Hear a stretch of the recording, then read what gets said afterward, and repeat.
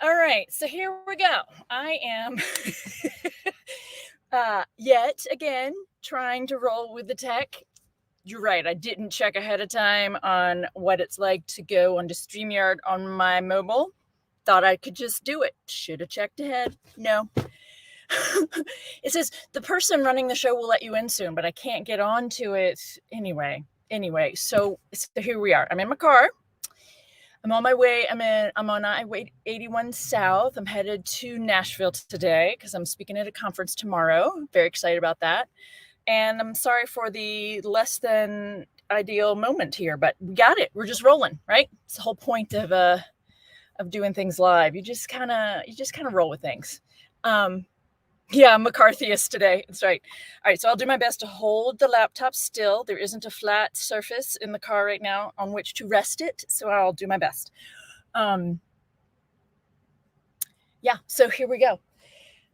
I was going to sit outside. I could do that, but it was kind of loud. That was the thing. I was going to sit outside in one of the little shady places, but the traffic is pretty bad on 81. So here we go. I want to read and talk about Genesis 12 today. Yes, Martin. Let's see your comment, question, your observation. Got a scroll edition to knock to you. Yeah, I wish I had a scroll edition. Wouldn't that be fun?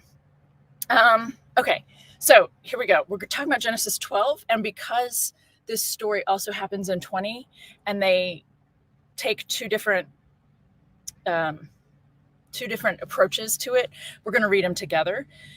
Also, I'm using my phone as a hotspot, so just please roll with the tech today, okay? So the question I'd like you to think about, right? We're doing sex, marriage, and physical encounters involving intimate body parts, right? So I'd like you to think about what's going on here. What kind of a message is being sent about marriage? Put yourself in Sarah's position, right? I ask my students to write a letter from Sarah to Abraham after reading this chapter. What would you like, and I don't say you have to pretend like this was 3,000 years ago, or, you can do it however you want. But in all seriousness, what would you like to say to Abraham or Abram at this point after this chapter? Something to think about. Also, pay attention to what's happening here. Really, let's just cut to the chase, right? Sarah is a female. She's a woman. She belongs to Abram, and she is a commodity in this story. She's a commodity in chapter 20 as well. In chapter 20, they go out of their way to note that the man she's been handed over to does not have sexual intercourse with her, so any sort of sexual encounter. She's a commodity. I see that the screen is freezing every now and then. Sorry about that. She's a commodity, right? Abram hands her over for his protection. The Pharaoh gives Abram all kinds of goods. This is an exchange. This is a trade. Her body for his safety and some goods. Okay? I also have students all the time wanting to say that God swooped in to protect her because look what just happened. Look what God just said about blessing those who bless you and cursing those who curse you, right? So all kinds of things. If you have ideas about this chapter, I'd like you to acknowledge them, and I'd like you to set them aside.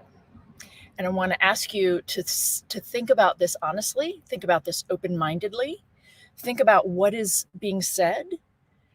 And while I'm not interested in judging ancient cultures, I want to be honest about them. And I want us to be honest about all the little things that are happening, because they're not all just happening in 3,000 years ago. Some of this is still happening today. I don't mean that men are going out, every Friday night and, pimping out their wives for something. That's not what I'm trying to say. I'm saying women stand in as a part of this commodity exchange in lots of ways still today that we're maybe not paying attention to or trying to pretend that we don't notice. So here's chapter 12 of Genesis. Now, the Lord said to Abram, remember, this is right after the genealogy from yesterday. So we just had that whole genealogy, all the men with the women and all the cousins and whatnot becoming each other's stepmoms or whatever, mothers-in-law, whatever. And then the Lord said to Abram, go from your country and your kindred and your father's house to the land that I will show you. I will make of you a great nation, and I will bless you and make your name great so that you will be a blessing. I will bless those who bless you, and the one who curses you, I will curse. And in you, all the families of the earth shall be blessed. I wanted to read that even though it's not entirely in keeping with the themes, because I cannot tell you how hard it is for me to get people to see what's just been said. This is a God who is literally believed to be in the heavenly realm in some way, very powerful, and is promising to bless those who bless you and curse those who curse you. I mean, this is mob boss language, isn't it? You don't actually want a God that behaves in either way, right? That's still a, like, preferential treatment, and this thing about blessing those who bless you, right? Even if he didn't say cursing those who curse you, it's kind of implied. But let's be clear, it's made clear what's going on here. And I have students every single term. I go through this 4 times a year. Every single term, students will find ways to justify this. God's ways are higher than ours. God is just taking care of them, all these different things. I'm like, let's talk. Okay, I see where you're coming from. Let's just be honest about what's being described here. Okay, so I also want to say that going into this next part, the Pharaoh doesn't curse them. The Pharaoh is actually blessing them, right? He's giving them lots of good things, and they're being protected. So there's no reason for any harm to come upon Pharaoh in light of what's just been said in the first 3 verses, okay? So Abram went, as God had told him, as the Lord had told him, and Lot went with him. Abram was 75 years old when he departed from Haran. Abram took his woman Sarai, and his brother's son Lot, so his nephew, and all the possessions that they had gathered, and the persons whom they had acquired in Haran. As you do. What's your souvenir you're bringing back from this trip to Europe? Oh, just a few people I picked up along the way. Humans I purchased, And they set forth to go to the land of Canaan. When they had come to the land of Canaan, Abram passed through the land to the place at Shechem, to the oak of Moreh. At that time, the Canaanites were in the land.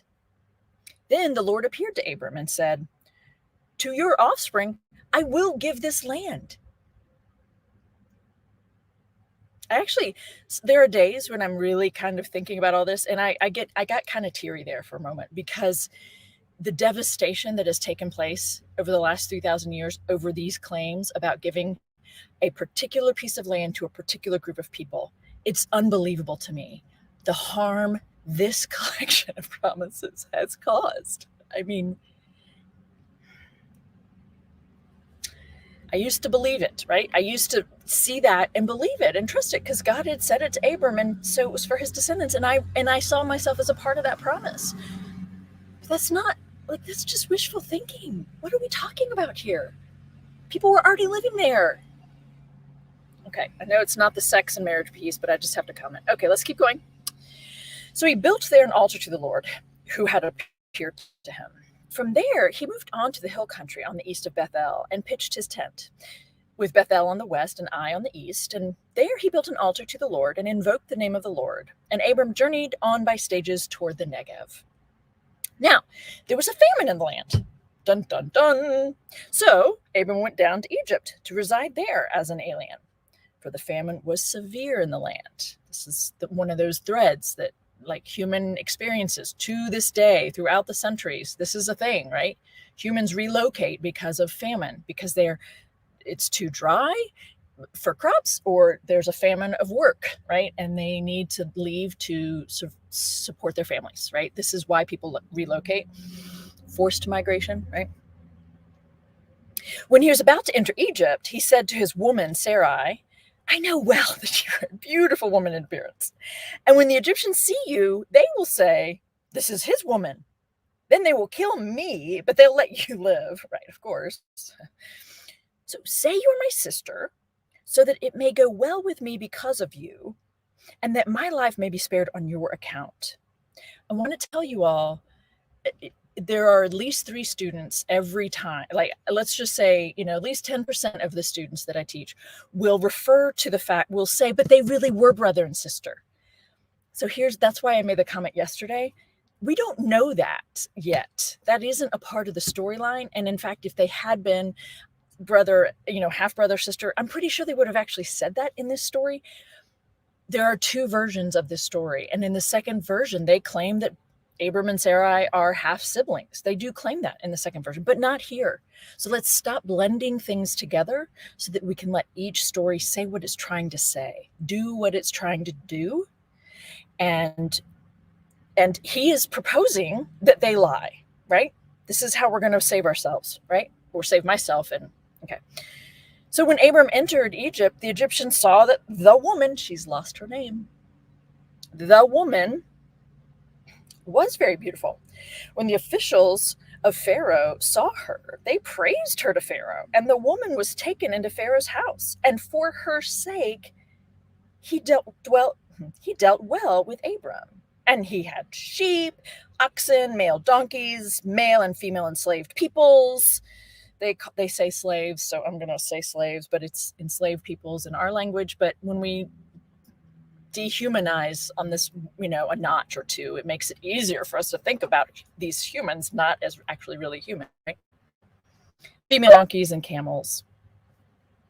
So she belongs to Abram. She's lost her name. She's been handed over. And I love that line, for her sake. He dealt well with Abram. I mean, was she just really good in bed? Is she good at helping him get up? I don't know. Or is it just because she was beautiful and he was really thankful for another beautiful woman to look at and have sex with? I don't know. But I think it's interesting the way they say that. But the Lord afflicted Pharaoh and his house with great plagues because of Sarai, Abram's wife. Again, just so you're tracking, that's not what the narrative has led us to expect. Pharaoh hasn't done anything harmful. He is actually being very kind. So students are always like, okay, Abraham is not being faithful and not trusting God. God said he'd protect them, and Abraham's not being faithful. You know what? I think we need to give Abraham some slack. I'm the last person you'd expect this from, right? This is the first time we're hearing about this God, literally, right, interacting with humans, and there's no track record yet. Abram doesn't know that God is actually good for his word, according to the storyline and all that stuff, right? So what's interesting to me is the number of Christians who read this story through the lens of Abraham's lack of faithfulness because of what happens in chapter 22, and then also how Abraham is read in the Christian tradition in the newer testaments. So he's read through this lens of faithfulness or lack of faithfulness and lack of trust here. And it's really redirecting us from noticing the other things that are going on in this story that I think are actually quite interesting. The Lord afflicted Pharaoh because of Sarai. So Pharaoh called Abram and said, "What is this you've done to me? Why did you not tell me she was your woman? Why did you say she's my sister so that I took her for my woman? Here's your woman. Take her and be gone." And Pharaoh gave his men orders concerning him, and they set him on the way with his woman and all that he had. So Sarai, from beginning to end of this story, is a piece of property. She is treated that way. Did you notice she doesn't get a single line she doesn't get a single line in this entire story. Did you notice that? She also loses her name. Like, she's property. This is the woman allegedly married, right? In our language, we would say they're married to Abraham, and she just got passed back and forth. Okay, I also, as I said, I have a really hard time getting students to believe me when I say Pharaoh had sex with her. There's no reason to expect otherwise. I understand why people want to believe that that the Pharaoh didn't have sex with her, because people are thinking in these very, not just puritanical sexual frameworks, but also that the Bible is holy and good and perfect, and God would not let that happen to Sarai. But guess what, folks? Why not?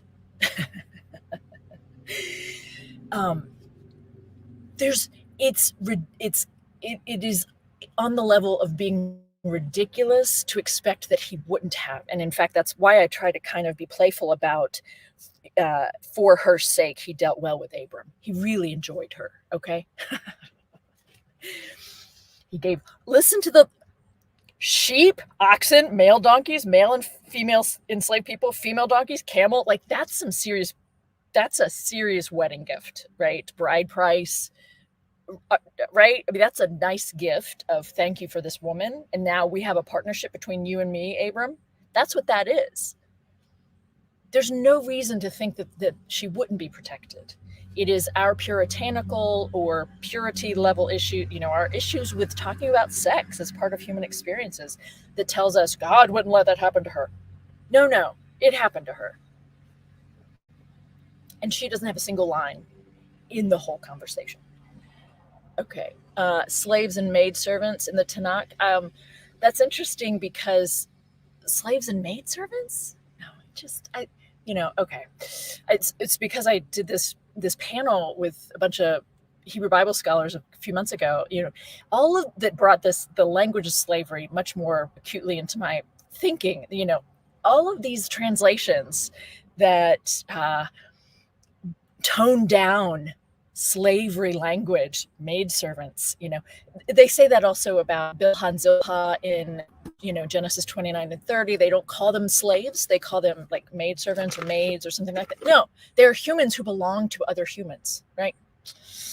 I'm going to jump on over to chapter 20. I'm thinking through my notes that I took for this. Have I said everything I wanted to say about chapter 12? We're getting the beginning of the story. This is the very first story we have about Abram, or who will be renamed Abraham in a couple chapters. This is it. This is the first, coming onto the scene moment. God calls him to leave his family. When I ask students to write a letter from Sarai to Abram after reading this chapter a few times, I get really thoughtful comments about, I didn't want to leave my family. I didn't want to leave your family. I didn't want to leave the people we knew and loved. I didn't hear these promises from God. God only spoke to you, and I'm just trusting you that he actually said that. And, she wasn't privy to all of these conversations, at least not as far as we can tell. God spoke to Abraham or to Abram, and she just has to go along with it. I didn't want to leave family. Why did, we left and moved to Haran. That was hard enough. But then you wanted to leave and move on. And then you tell us that the land that God promised us, is like you point out the land that God has promised to us. And look, there are already people living there. How is this supposed to work? Right? That's an honest response to me. There are people already living there. What the fuck is wrong with you? How does this make sense on any level? And I'm not sorry for cussing, but I needed to throw that out there because I like to cuss when I'm not being recorded. But because the language in the scripture is things like they were evil in the sight of the Lord. They worshiped other gods. We get this language, it's righteousness or sinfulness language, and it's about worship. Which God are you following? And throughout the Hebrew Bible, all of these other people are their bad traits and their worship of the gods is focused upon, and that justifies treating them as less than human. That justifies trying to destroy them so that you can take over their land.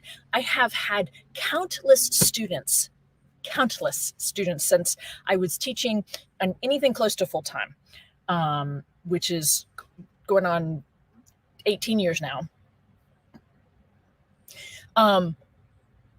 who will say that back to me. They'll talk about, but they were evil. It was better for God's people to take over the land and live in it.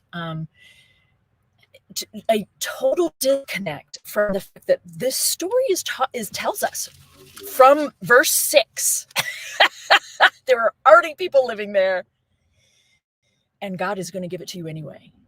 And thoughtful students will say, that doesn't quite make sense to me. How's that going to work? And and there's no explanation. When I ask you then to read the book of Joshua and how the storyline says they destroyed town after town after town, and everybody's just fine with that, right? And then Judges says, well, they didn't destroy everybody, they just settled in and took over. Again, that's not that much better, right? This colonizing this space. Okay, what's my point here? Are you paying attention? From the get-go, we have these promises given to Abraham, right? I'll make you as numerous as the stars. That comes in the next chapter or two. But I will make you a great nation. I'll give you this land. Leave your family. Go do this. I will provide, I'll provide for you and protect you. I got your back. There are parts of these promises that people are still holding on for, okay? These promises are these promises date back at least 3,000 years, and they are a part of the ongoing tension in this same swath of land today. Sorry, I'm getting off on things not related to the sex and marriage. Sorry, it's just I can't help myself. Let's circle back to sex and marriage. Okay. But we also had, I want to make sure you didn't sweep it under the carpet. Sarai is taken into the Pharaoh's concubinage, and she's forced to have sex with him. That happened. That just happened. Abraham hands her over, knowing that that's going to happen. And he doesn't. And he is really concerned about his own life. And so this is the price she has to pay for his own life. People don't stop to talk about or reflect on the fact that she's just been forced to have sex with him. And then, or they'll look at that and they'll just kind of say, acknowledge it and keep moving, because what is there to say or do? Well, I don't know what there is to say or do, but we need to be honest about the fact that that's just happened. Very first story, our patriarch goes in and has sex with someone else who isn't his woman, his wife, just because that's what you do. Single woman have sex with him, right? So I want you to be honest about what's happening here. Chapter 20 of Genesis is the same basic premise, but it flips it on its head. And it makes sure that you, the listener, understand that Sarai was not forced to have sex with this man. All the more heightening how much it was over here. There are all kinds of potential historical or narrative reasons, literary reasons why that is the case. It is let's see, let me just look really quickly here. Yeah, I mean, one is the Elohim version and one is the, Anai version. However you want to look at it, right? Two different traditions working with the same premise to two different ends. Because what was the end, right? The purpose or the outcome of chapter 12? It gave Abraham, or Abram at the time, possession so he could, go establish himself well elsewhere. It also planted a seed, kind of a foreshadowing of a future encounter between these two men and their descendants, right? Because Abraham's descendants 2, 3, 4, 5 generations later are going to end up in Egypt again. And there are going to be some plagues involved. All kinds of ways we could look at that if you want. But okay, chapter 20.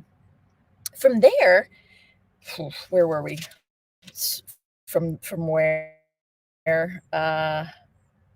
It's the end of 19 is the Moabites and the Ammonites. So we're leaving Lot out of, he's just left the town of Zoar. So from there, Abraham journeyed toward the region of the Negev and settled between Kadesh and Shur.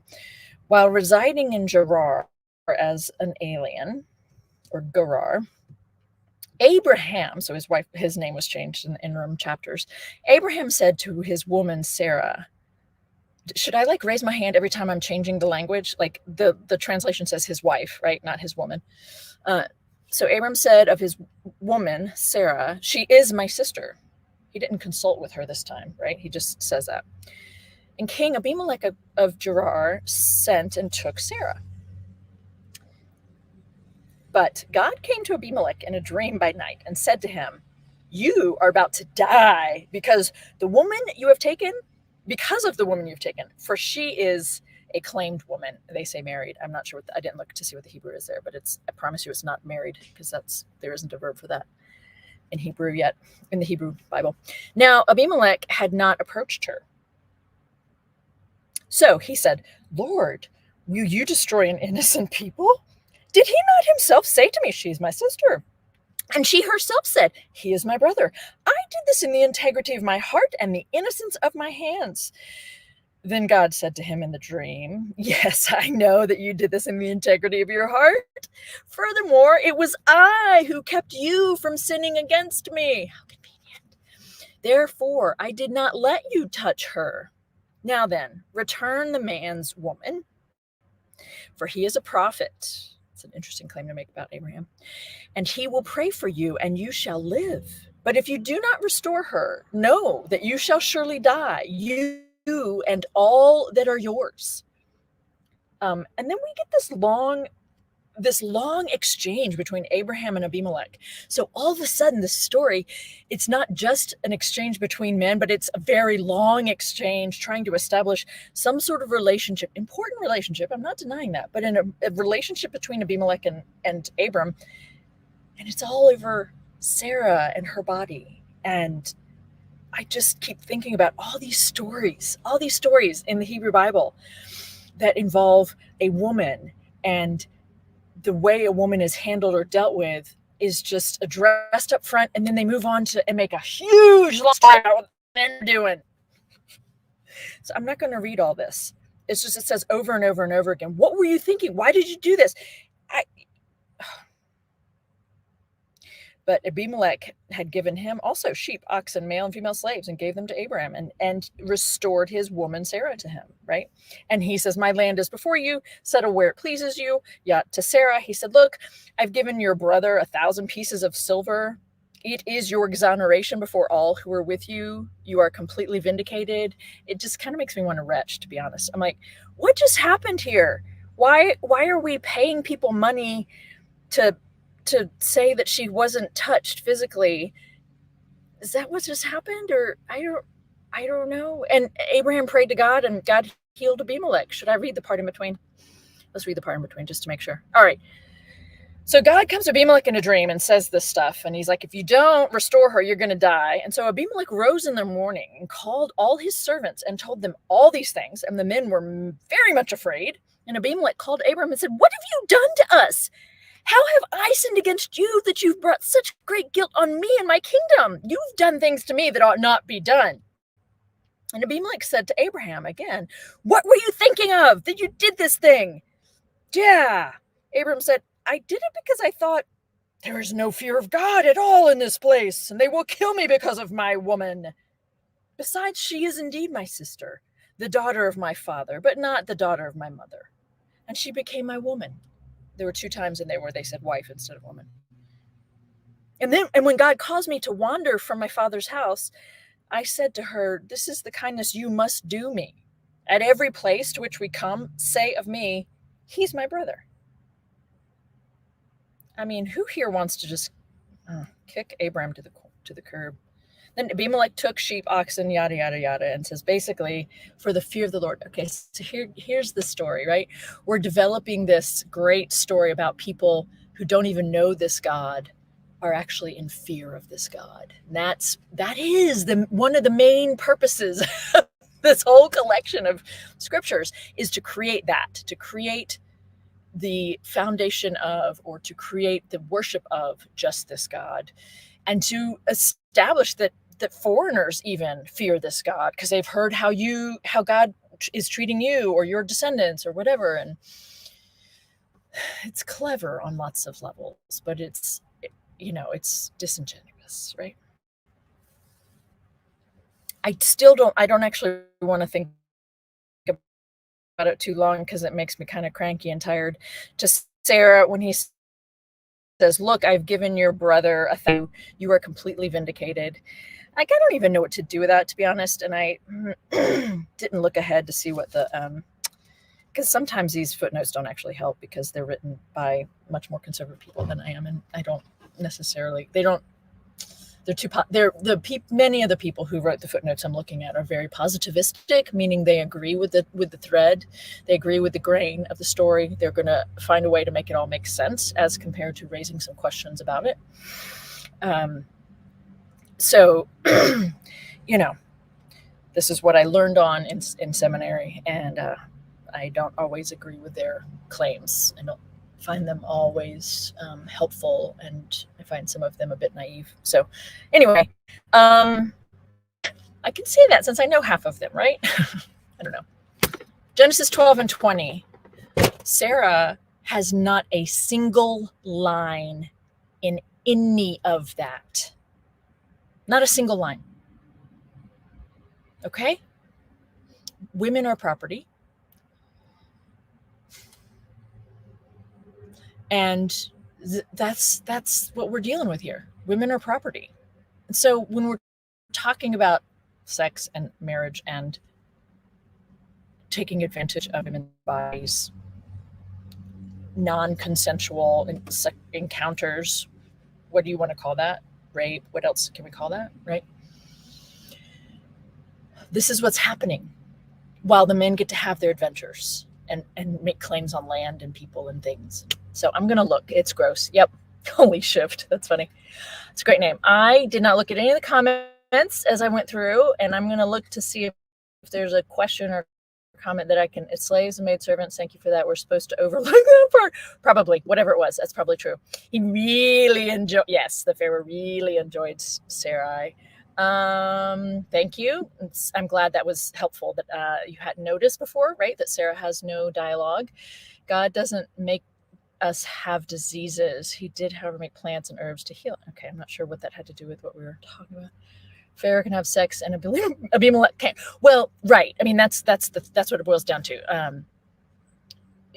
Two different things happening there, right? Abimelech is closer to Canaan. I think there are a lot of things going on there, and I'm not fully read up on all the scholarship on all of these pieces, but there are two different things happening. Then it's the same basic premise, and it's being used for two different ends. And it's written by men for men, right? So whether or not she's slept with isn't the main point in either story. But sure, King Abimelech is being shown to be more righteous than the Pharaoh, for sure, right? Yeah, I think that is part of what they're trying to do here. Looks like Abram's worries were for nothing. Yes. Again, people, yeah, I mean, you could say that about both stories, that Abraham didn't have to worry because God had his back, or if he'd just been more faithful, yeah, I get that. I also kind of want to go a little, I mean, not that I'm a fan of the way he handles it, but it was his first adventure with the Lord. You know what I'm saying? The redactors were Ted's. Okay. Married. Yes. I'm sorry. I saw that someone was commenting about the married language. Yes. Married. There shouldn't be any married references in the Hebrew Bible. There isn't a verb for it. I'm sorry. I meant to share the PDFs. I have a couple charts that do help you to see what I'm saying, and I will see if I can put them, make them available tonight on my website. So I'll put a link to the page of my website where you can see them. But here's the thing. The predominant verb for marrying in the Hebrew Bible is the verb to take, lakach, et lamed kof chet, lakach.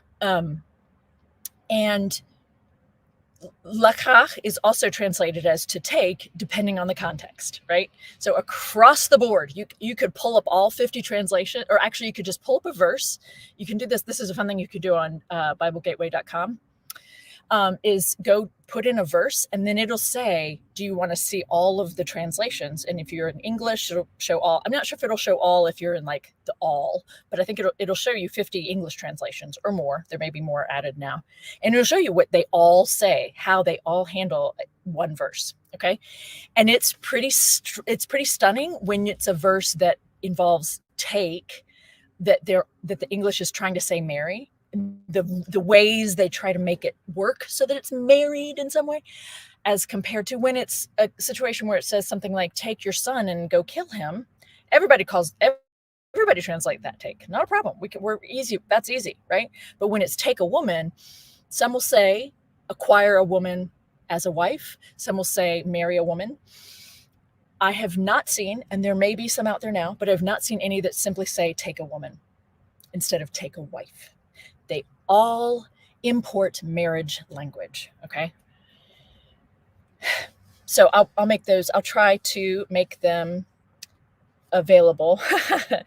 Cuss away. Thank you for that. All right. What of Jesus' idea of marriage in the Newer Testament? Is the Greek similar to that? Then the man shall cleave to his woman, no marriage. Okay.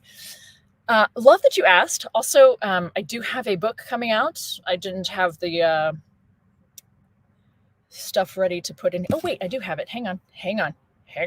Let's do that real quick. Let's do that. Yeah. So the question was, in the Newer Testament, there is a verb gameo to marry, and then we do have nouns in the reference to not a wedding ceremony, but a union.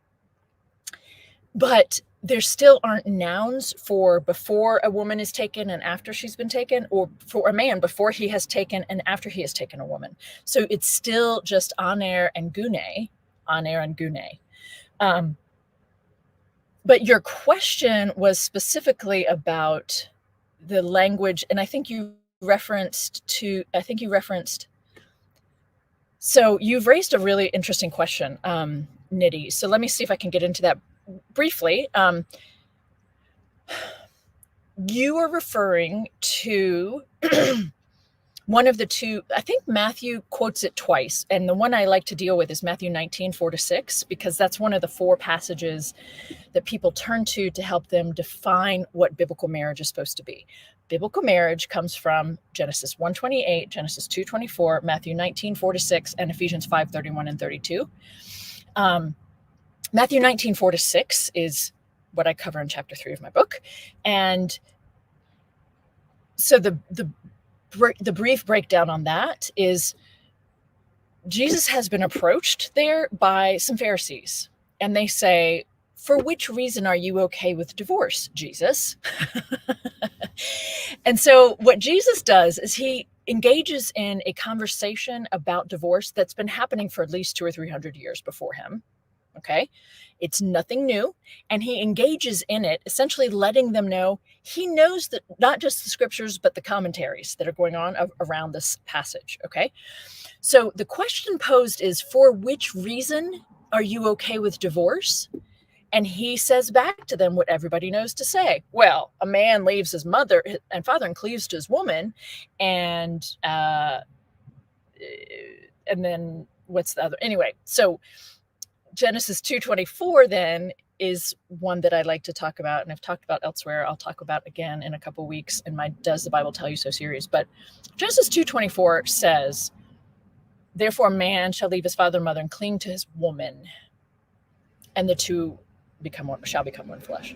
Again, there's no cling to his wife, right? Like you said in your comment. So what's happening is people are reading into 128 and into 224 long before Jesus hits the scene, saying this is what God is ordaining for marriage. People are saying that. Okay, they're already reading into it because that is a relationship.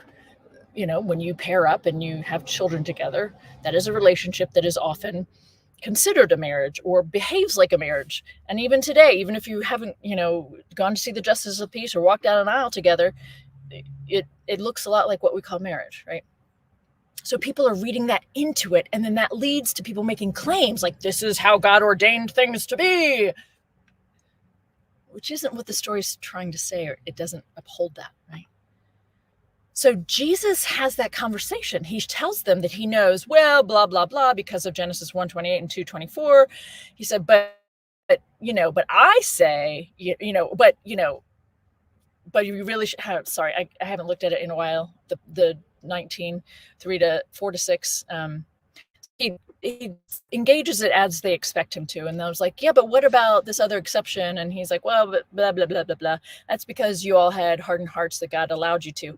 And then this whole exchange, and Jesus, and then his disciples are like, wait, if that's the case with us and a woman, then it's better for us not to marry to begin with. And Jesus doesn't say, yeah, no, that's not what I meant. Jesus basically doesn't respond to that. Like, yeah. And then what he does say is that if you can handle it, castrate yourself for the sake of the kingdom. So I want to know how soon Promise Keepers are going to have tents up for castration at their annual meetings, because the greatest, those of you who can handle it should cut them off, right? Chop those things off, right? The thing that Jesus actually contributes to that conversation about marriage and divorce is the thing about becoming a eunuch. He's not saying anything new in the part that's being quoted that people like to quote in Matthew 19, 4-6. People quote that because it's a quotation of earlier passages that we like to use to define marriage. But that's not his claim. That's the claim that everybody's been making for hundreds of years. And you got to keep reading to get to the point that where he's introducing a new idea. And the new idea he brings into the conversation is not everybody can handle this, but those who can should become eunuchs for the sake of the kingdom. Yes, some are born this way. Yes, some are made this way by others. And yes, some make themselves this way for the sake of the kingdom. Whoever can handle it should do so. End of conversation. Very different from how I thought about these things. Also, just so you know, before you get too carried away, for Jesus to be talking about eunuchsism or eunuchs, castrated men in the first century, is not to say that they were celibate.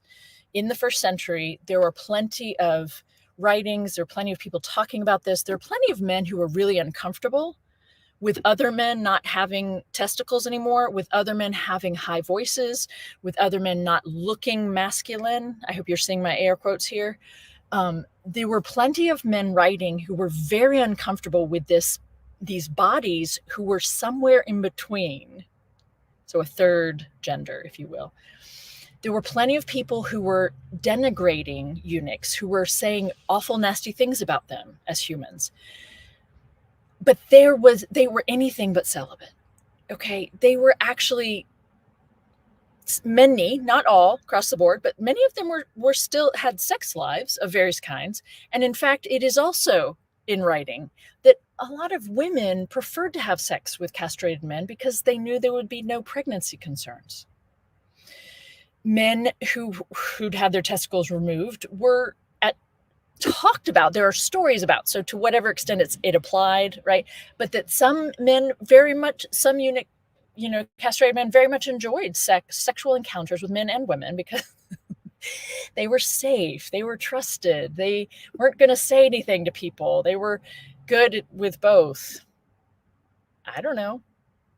Just because that's a reputation that some of them had doesn't mean that everybody was like that. But to say in the first century that Jesus talking about a eunuch means that they were celibate is actually just laughable. That's how off it is. But that is how the church has decided to interpret that. And so you will see that's a fun verse to go look up, actually, in lots of English translations. Go look it up and go to, that's a fun one. Put in Matthew 19, verse 12. Into BibleGateway.com, and then when it says show all translations, just read through that. That's some fun shit there for you. They say a man cannot marry. Some translations take it to the fact that they're eunuchs means they cannot marry. That's so ridiculous. It's not even true. Right? Some can still get it up a little bit, right? It's so ridiculous. The church has done such damaging stuff to people around the topic of sex and sexuality.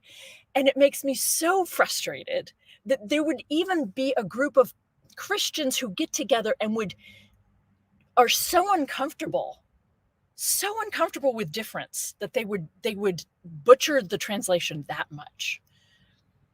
It has nothing to do with being celibate. But that is what the Christian church has predominantly done with talking about eunuchs, is that they're celibate. But there were men castrating themselves in the early church. There was a thing about that, to the point where the very first council that was called by a emperor, right, by Constantine, in 325, the very first decision that they made when they got together was to tell men to stop castrating themselves for the sake of the kingdom. Allah, even though Matthew 19, verse 12 says, if you can handle it, you should. Very interesting, but it was the first order of business. That's how much it was happening, that they just wanted it to stop. I don't know. The church and sex. It's really messy, pun intended, but also frustrations abound, right? When did the Judeans quit the polygamy? I don't know. That's a good question. I should look into that. Polygamy, we see references even in like the letter of Timothy that potentially they're trying to say no polygamy, polygyny. When they say a husband to one woman, a man to one woman. So in the English, it'll usually say husband to one wife, but is it saying only one woman at a time? Is it saying if you divorce, you can't remarry? Is it saying if she dies, you can't remarry? I don't know. It could be a counter polygyny though. I haven't been watching. That was a couple minutes ago. Sorry, a little less aggressive. Yeah, there's that. I'm sorry, Ray. When I first read your comment, Jesus is coming, I always see now, because I like to talk about sex, gender, sexuality in the Bible, I can't see the phrase Jesus is coming without thinking about sex. I'm sorry, I can't. Any book when we can study this more deeply. Yes, thank you, Pablo. Let me just go back over here real quick. You can, there are 2 places where you can pre-order this book. It won't be out until this fall. But it is coming out e-version and hardback first. And once we sell out the hardbacks, hopefully it'll go into paperback, a little bit more affordable. I was trying to think of other books just off the top of my head for you to also consult. I think Candida Moss, and I'm just drawing a blank on his name. So you can look her name up if you want. You can Google or go on Amazon. Candida Moss, and her buddy that they often work together. I'm sorry, I'm drawing a blank on his name. They wrote a book recently that touches on issues related to marriage in the Bible. Different than what I'm going to do with it, though. But I did refer to their work in my book. What else can I direct you to right now? Most of the stuff I read is pretty academic. It's more academic than just a general audience, but the book I've written is for a general audience. It's not just for religious people. So it hopefully will be accessible for you. And in that book, I address the first 4 chapters are addressing Genesis 1:28 in context, Genesis 2:24, Matthew 19 and Ephesians 5. So those 4 passages that people use to define biblical marriage. And then I look at what marriages actually look like in the Bible. And then I look at a couple more chapters that actually do impact the way people think about marriage today, even if they're not conscious of it or aware of it. So 10 chapters in all in the book, as well as a postscript on Augustine and his role in shaping the way people think about sex and marriage, in particular if you're Catholic. It's stunning to me the difference it can make coming from a Catholic upbringing versus a Protestant one. And I can't speak to how it works for Orthodox. Sorry about that, but I can't. But it's stunning to me. But especially if you're Catholic or have attended Catholic schools, this postscript on Augustine, I think you'll find really interesting. Anyway, let me go back to, we can stop the banner now. Go back to the comments, and then maybe I'll need to get going here because I'm becoming a puddle. The church definitely helped me have some LDRs in my past. Yeah, the guilt. I don't know what LDR is. I'm sorry. Yeah, but okay. I think marriage is pointless as a poly girl. That would make sense to me. That it would seem pointless to you because it is. Yes, I'm not mocking you at all. By the way, I'm just. It's almost. I'm kind of cracking up. I'm like, yeah, I imagine that would seem kind of pointless. What's the point of marriage?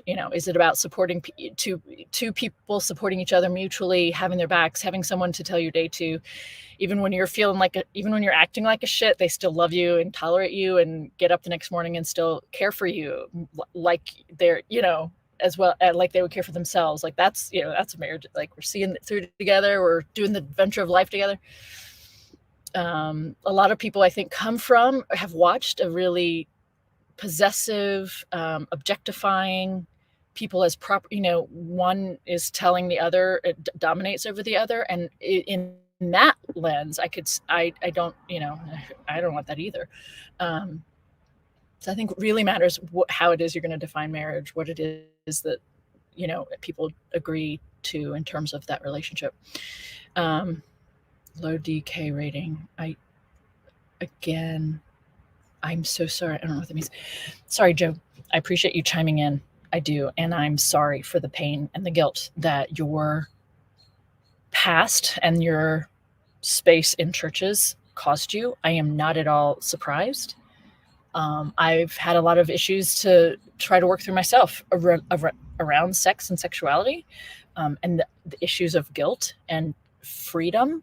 And that is part of what drives me, is my own experience, and how jacked up the thoughts were that I had, or the teachings I had in my mind that I passed along to others. And so I'm sorry for what you experienced, and I hope you're finding ways through that, to more freedom and more authentic experiences for yourself.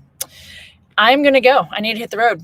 I'm just delighted that there's some people here again today. Thank you for showing up. Thanks for chatting. Thank you for being here.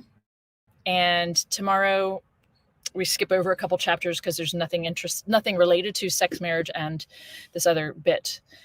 So we'll pick up with chapter 16, which is a very difficult chapter. And I think my slide refers to Hagar, Abraham's side piece, which I mean to be playful, but also I don't think she had a choice, but it's another way of trying to reframe how we think about who she was.